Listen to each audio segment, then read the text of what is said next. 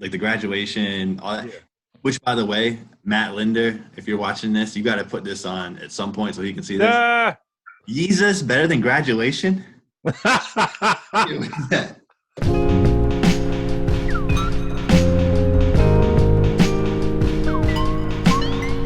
Yo, welcome to Beers and Bars. Your place for rapid fire hip hop discussion and, of course, great beer.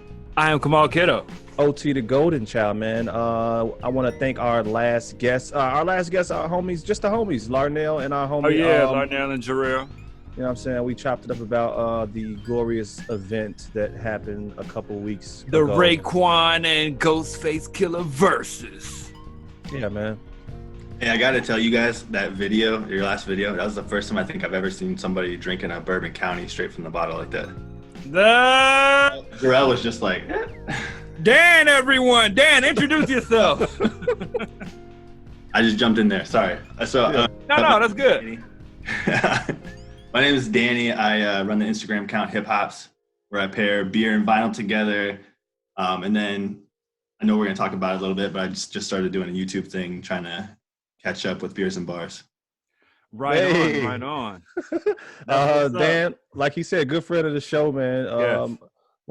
I think I said is one of my musical sages, man. Dan is a musical sage for me, man. He's responsible for my entire top 2020 probably list as far as on Apple G, all the Tom Mish and Alpha Miss. This is where I get all my great jazz from, man. The Kamal and Yusef Kamal. Yeah. All that was like Dan recommendation. Kamal Williams, yeah. Right. It's crazy, man. Kamal Williams. I know. He told, First time I met you guys at Old Irving, I was talking to him about jazz or whatever, and I mentioned him, and he was like, "That's Kamal's last name," and I was like, "What?" Yeah. That's so crazy. That's crazy. I when I found dude, I'm like, yo, his name's Kamal Williams. But, I think he does. I think he has 2 A's, like K. He has 2 A's. Yeah, he has a KAMAAL. I'm just 1 A. But yeah, what are we drinking, guy? Dan, what you drinking over there? What you drinking over there? So I just had to look up the brewery name again because this is like one of the first things I've had by them. So it's New World Ales, and the beer is called Humanity Rock On. Mm-hmm. So this is a project that was done in collaboration with People Under the Stairs. Because LA Mike passed away. So there's 3 other cans, and they spell out double K. So this is the second can here. Got you. That's kind of dope. Yeah. The double dry hopped hazy triple IPA, brewed in memory of Michael Double K Turner, Citra, Enigma, Galaxy, and Mosaic, and Topaz hops. That's a lot of hops. That is. Yeah, and super cool. This is 10% ABV, so it's a strong boy. And then People Under the Stairs, one of my favorite hip hop groups. One of the members, Double K, passed away. I believe it was like a month ago, or maybe a little over now. I'm kind of blanking right now, but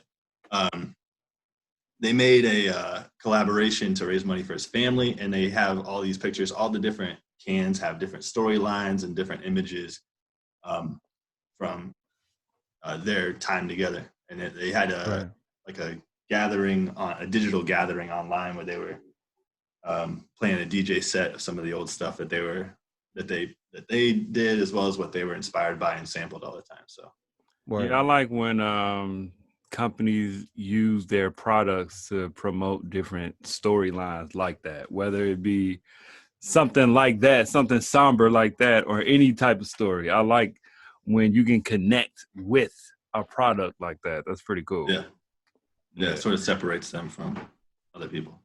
Yeah. True. Go ahead, Otis. So my beer that I have today, I really have this beer because I am pairing it. So one of the things we're talking about today is the best or the classic, what we deem classics from 2008. I can't give my album yet because for the first time ever, nobody on the show knows what the other people's albums are. That's true. Yes. But I am a Hot Butcher stand boy. That is me. I give them a lot of my money. So today I have a deeper dish. This is a Citra and Vic Secret Hopped Triple IPA. Yeah, Dan. So I've had Tavern Cut, and I love Tavern Cut. So when I saw this was being released, I was like, absolutely, yes, they're going to get my money because I never had this before. But this joint is a triple IPA, coming in at 10.5%. Some of the tasting notes on it: sweet orange pulp, floral grapefruit, and ripe tropical. What kind of And beer is it? You said this is a triple triple. IPA, triple. Triple And if you, IPA boys tonight. yeah, and if you think about the albums that were released that year, triple three, you probably know kind of where I might be going. So I thought you were going to Chicago. I thought I knew mm-mm. you were going for. I'm gonna give some Wow. flowers tonight. I'm gonna give some flowers tonight, man. To I feel like somebody might have mine actually. it's okay. That's okay. If it is that way, You know what I feel like I OT don't might know. know who I have, I don't but know.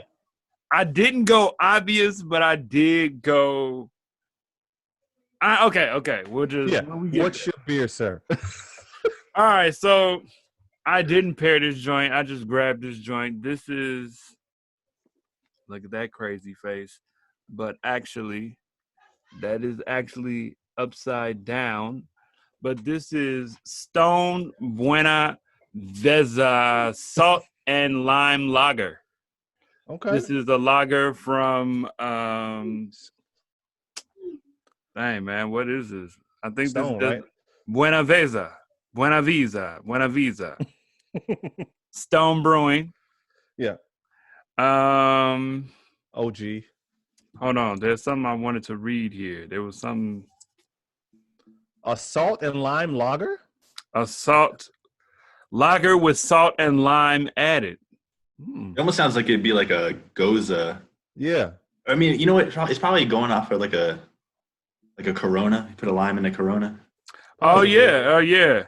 This is a chill boy tonight. This is only 4.7. This is only 4.7, man. I feel like I'm drinking a juice around here. Hey, bro, it's Friday. We gotta. Yeah, no, we ain't on that. I'm gonna turn it up a little bit. Cheers, though. Cheers. Before we get it, again, we're gonna be talking about the classics from 2008, but our homie Dan has transitioned some, not just having his platform on IG with dope pictures and the albums being paired. He now has a YouTube channel, right? Yeah. So let's start there. Let's talk about like how you began that journey with YouTube. Go ahead. Yeah. So I've been wanting to do this for a little bit, and I figured quarantine, what better time than now to start something. So I did just start right after January. I had to, upgrade the phone for the camera, and I had to get my tripod and everything like that, get all the basics. And then so far right now I'm kind of just pairing up. My pairings that I do on Instagram, I'll do a video where I taste test the beer for the first time, and then do a needle drops. I'll play 3 of my favorite tracks from the album, talk about the album a little bit, talk about the artist, and then give my review of the beer and sort of talk about the brewery a little bit. Okay. So it's going. I'm still trying to figure it all out. Editing's a little crazy, and trying to figure out what the audience wants.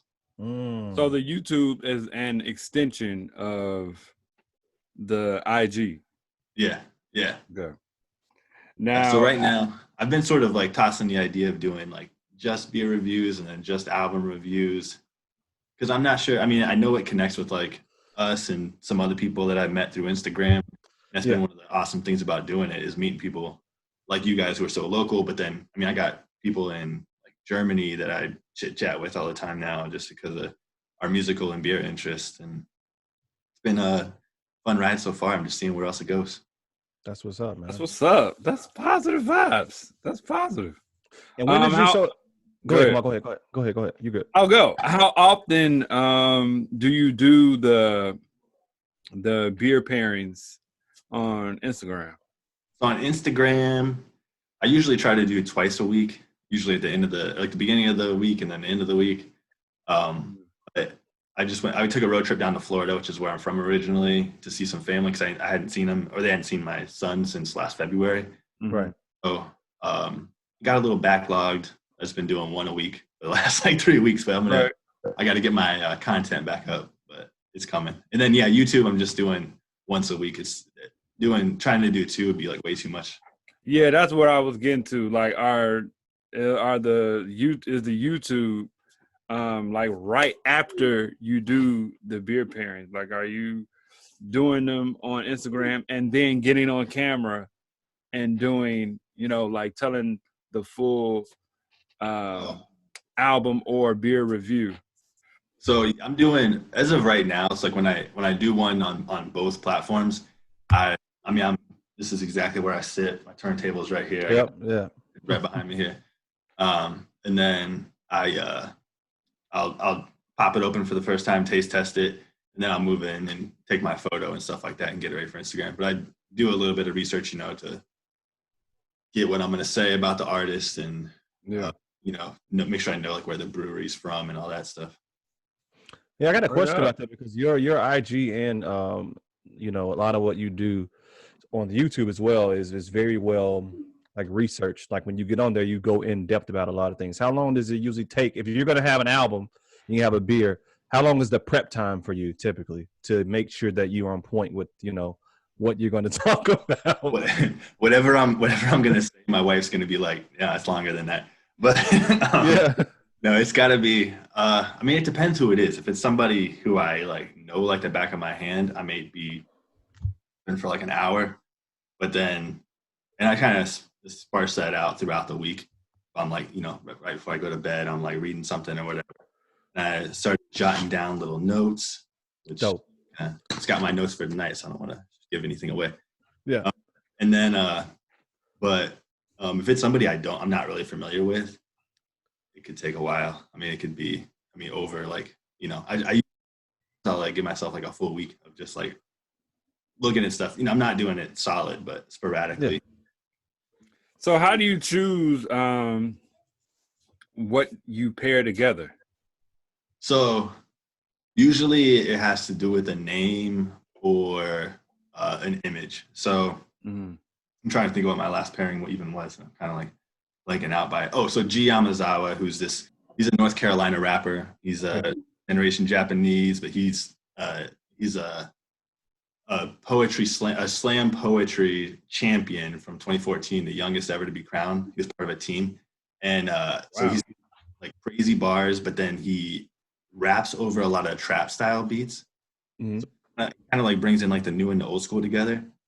It's interesting stuff. But so G Yamazawa, his sophomore album was called Money is Time. And the beer I picked up on the way home from my road trip from Southern Grist in Nashville. Yeah. Called Money Moves. So just like that one was like a pretty dead on money, but then sometimes it could be an image from the album cover and I have a beer that has a similar image on it and I'll do it by that. Just whatever speaks to me. My favorite joint was the one that I watched because I love the beer so much. The pairing you did, I forgot that name of the album, but when you did the On and On from Half Acre. That one. Yeah, that one I did.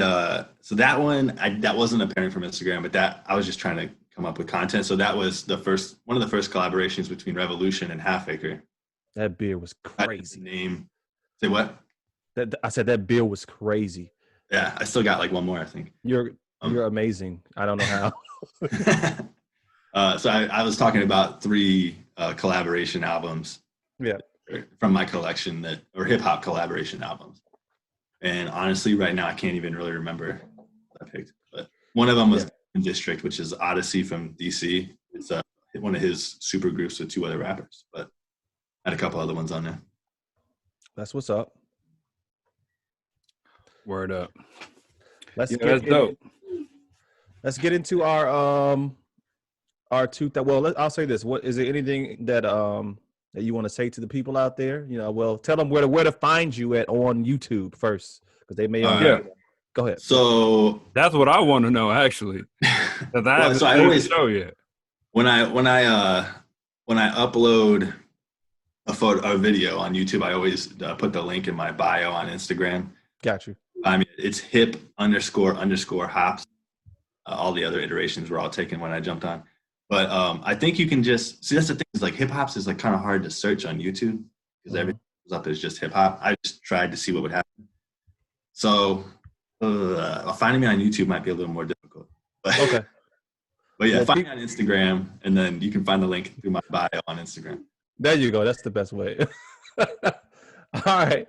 Let's transition. Let's go ahead and go to the year 2008. If you haven't followed us before, you know what this is about.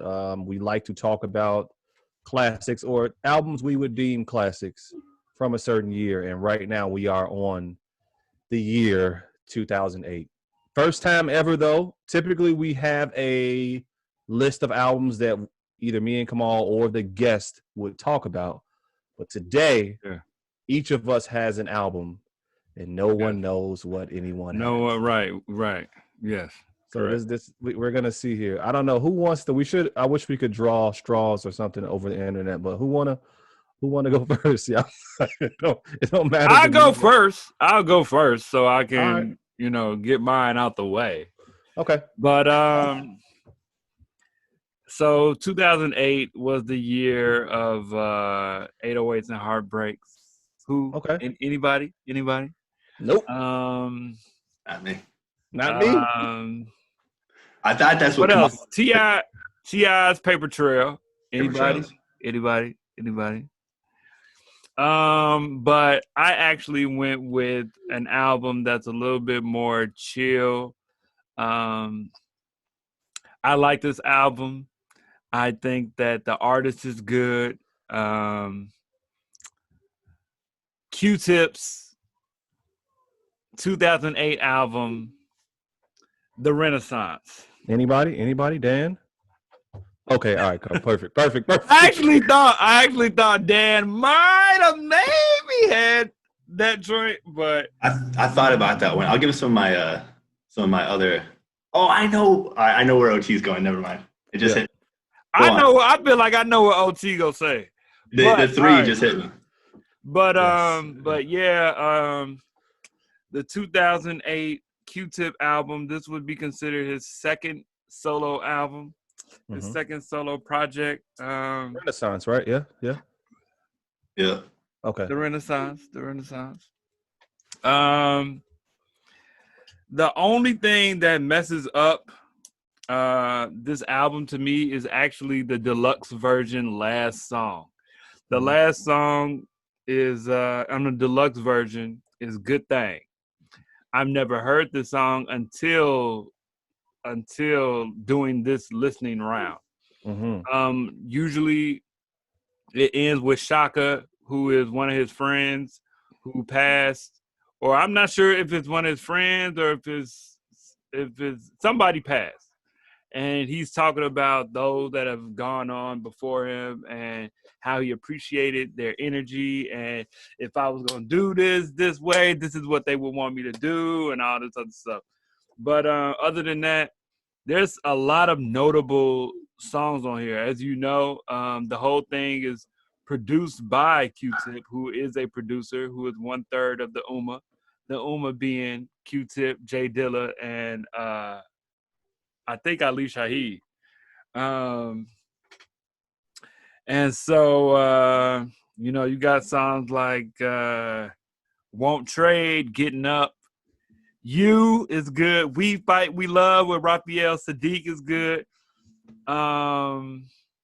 Move is the single.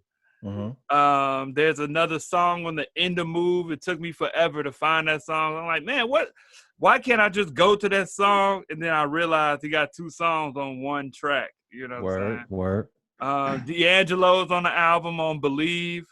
It's a positive vibe. It's classic. It's not as boom bap as Tribe albums, but you definitely can, obviously, because it's Q-Tip, hear the Tribe thread in it. You know what I'm saying? It's much more chill and laid back than a lot of Tribe albums. A lot of Tribe albums sometimes are more amped up. You know what I'm saying? Like somebody about to break dance. This is more like smooth step music, you know what I'm saying? Stepping hip hop.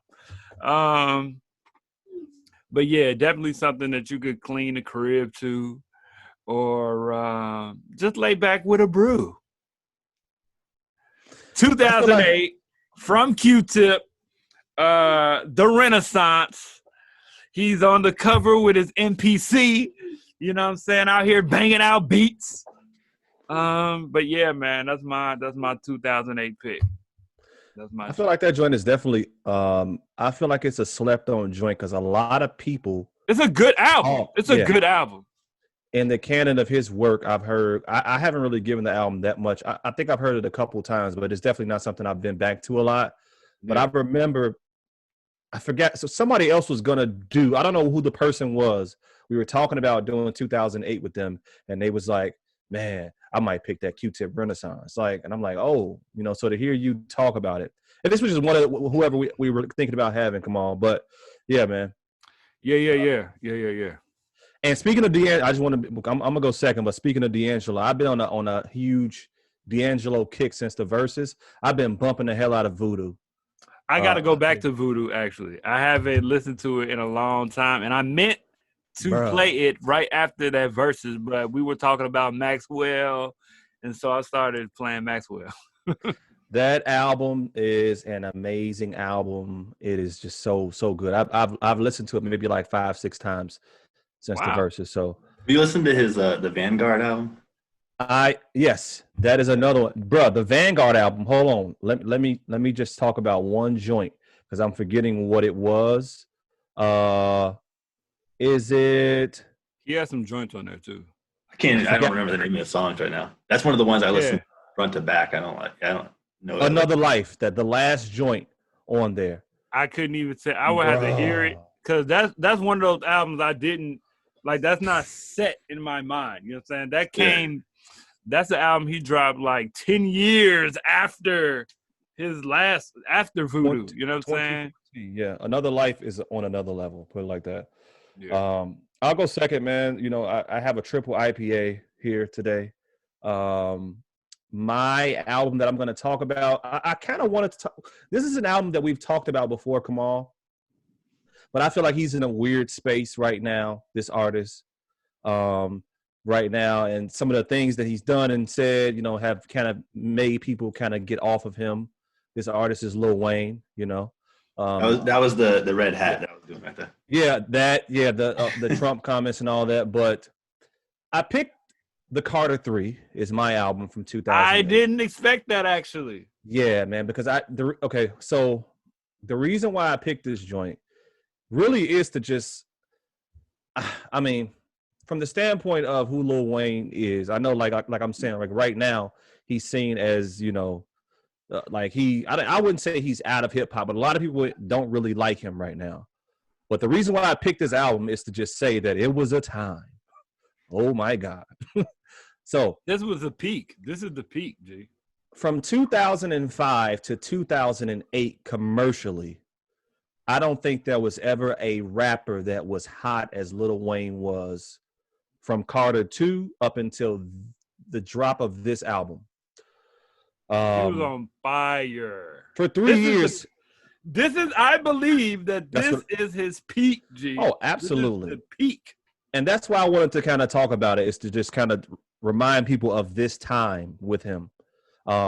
He was killing rap and didn't even have albums out. He just had mixtapes for like a 3-year run, along with jumping on. It was a year where he had at least 100 features, right? Like, this man was working.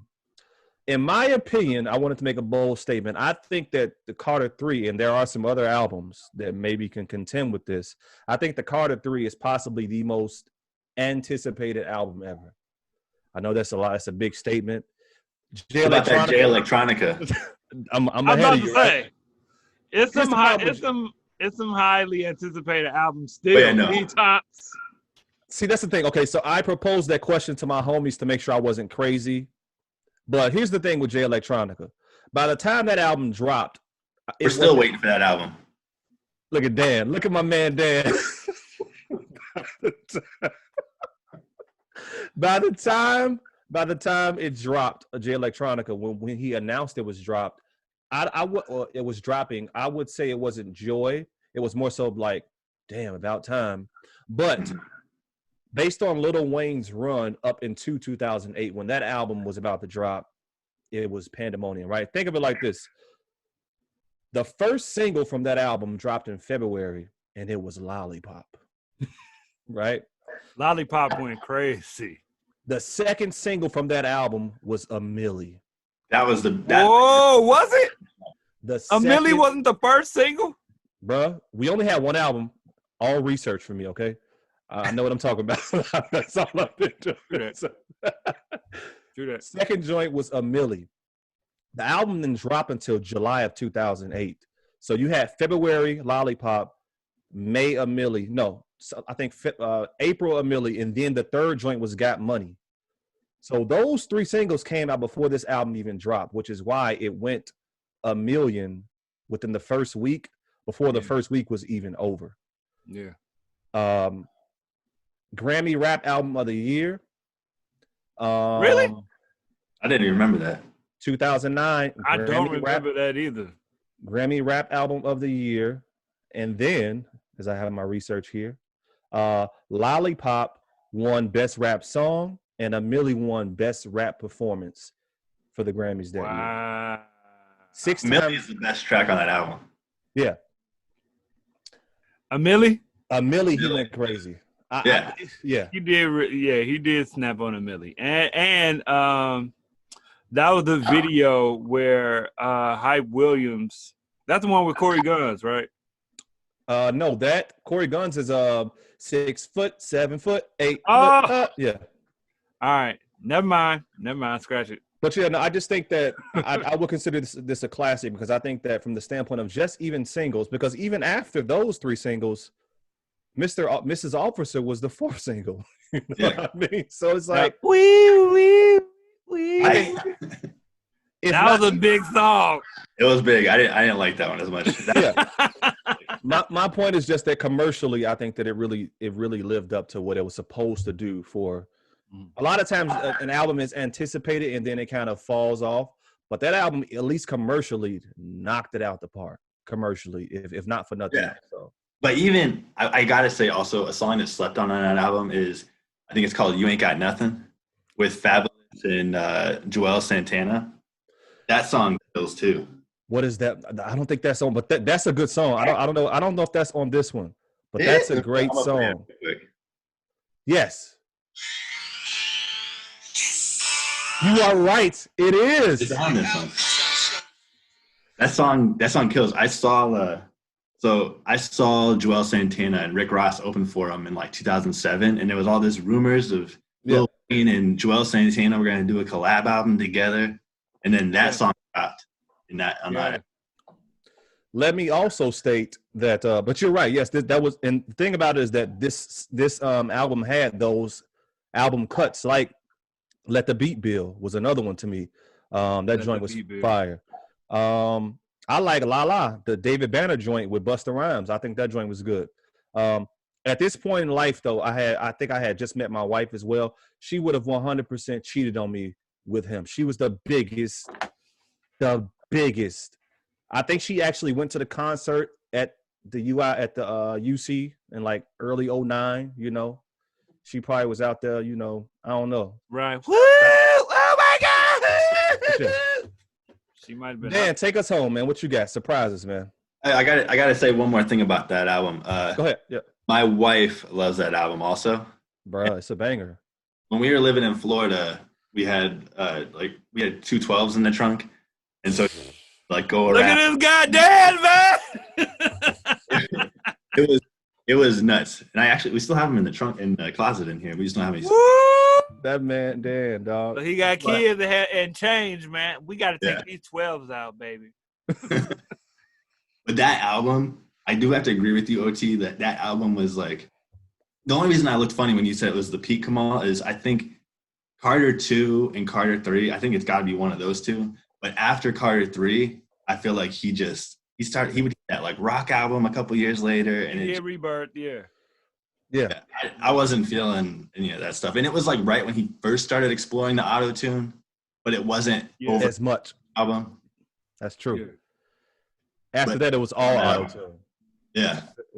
Yep. All right, so for my album, I had to go a little bit slept on, not too big, but it was something that was big to me, and I feel like it might have been big to you guys because it's from Chicago, and it's not Kanye West. It is Oh, he got visual aids. the Cool Kids, the Bake Sale. Whoa! In this album, Whoa! Sir Mikey Rocks and Chuck English. Didn't see that one coming. I honestly, so I was gonna pick the Carter 3, and then I started like looking at other ones because I was like, I actually DM'd OT the other day, and I was like, I think we have the same one, and that was when I was thinking Carter 3, and I was like, I find something else, and when I saw that, I was like, how did I like not even realize that was out then? And it wasn't 2008. I wouldn't even thought about that. That's a good one though. Yeah, that was a decent project. Yeah. Yes. To me, that was like that year. So the Bake Sale came out, and then also Kid Cudi's Day and Night came out. Like that February of 2008, and then the album came out in 2009.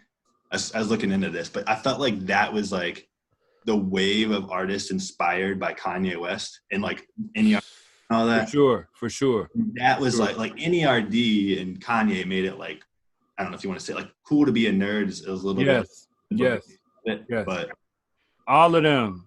Yeah. Yes. I felt like that was like the kickstart to that whole scene was the Cool Kids coming out with that. And even in Florida, I can remember like MTV I was like a sophomore in college. Yes. U was playing Black Mags, and I immediately was like, what is this? Like, I got to know what this is.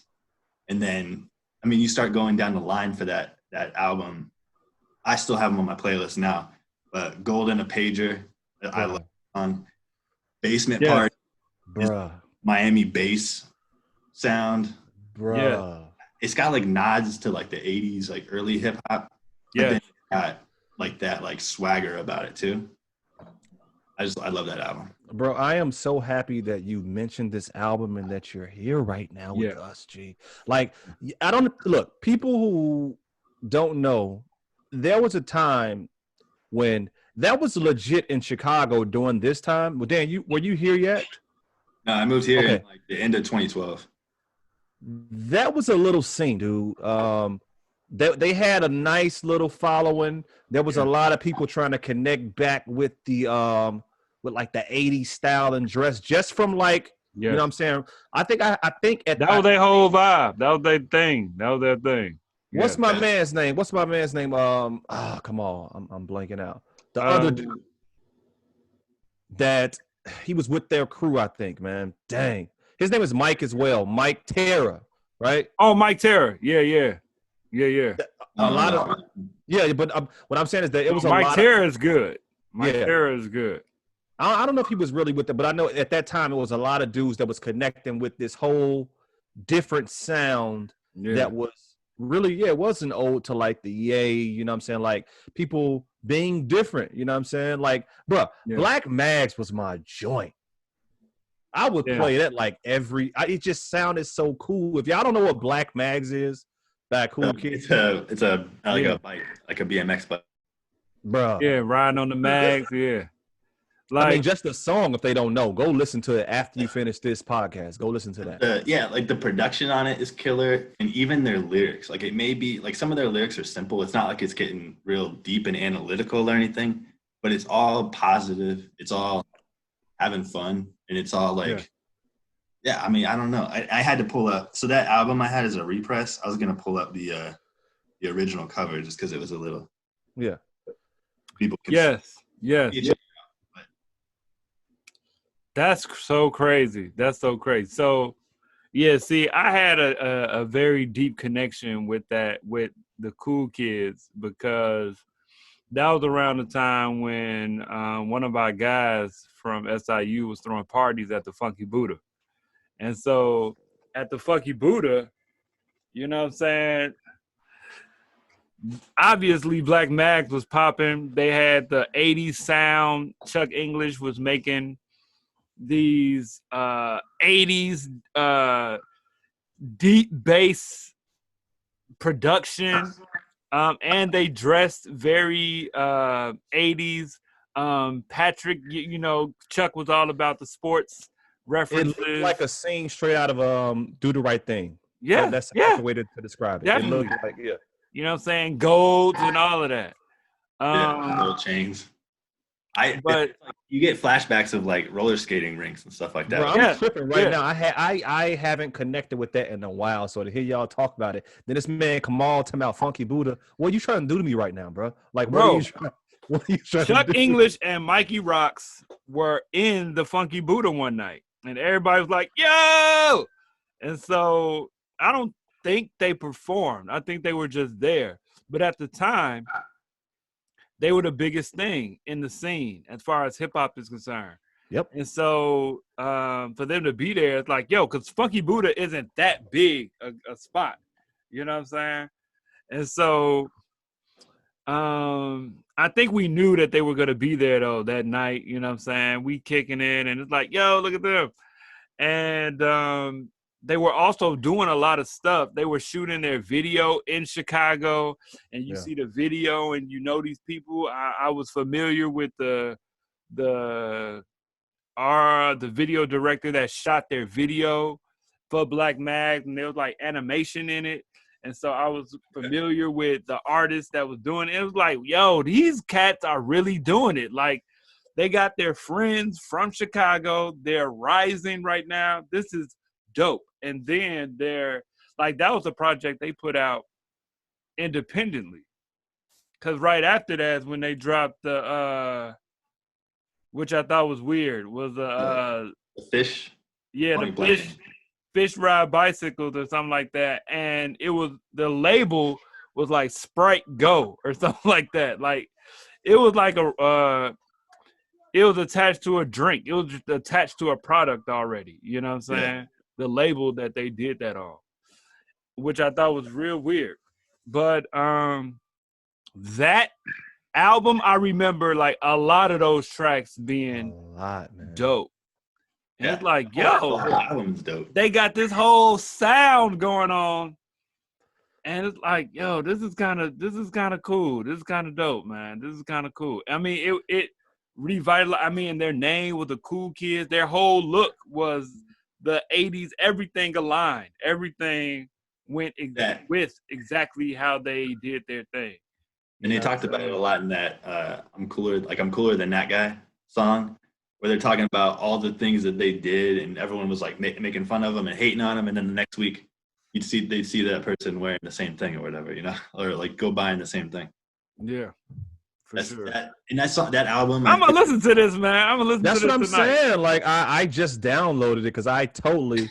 This is why I like these episodes where we revisit stuff, because it's like I totally forgot about the bake sale. Shame on me, being a guy from Chicago who like that. But I feel like that hits for like people who are into like mainstream music and like hip hop heads, like backpack rap. You know, like it hits if you're into hip hop at all, you're gonna like that album.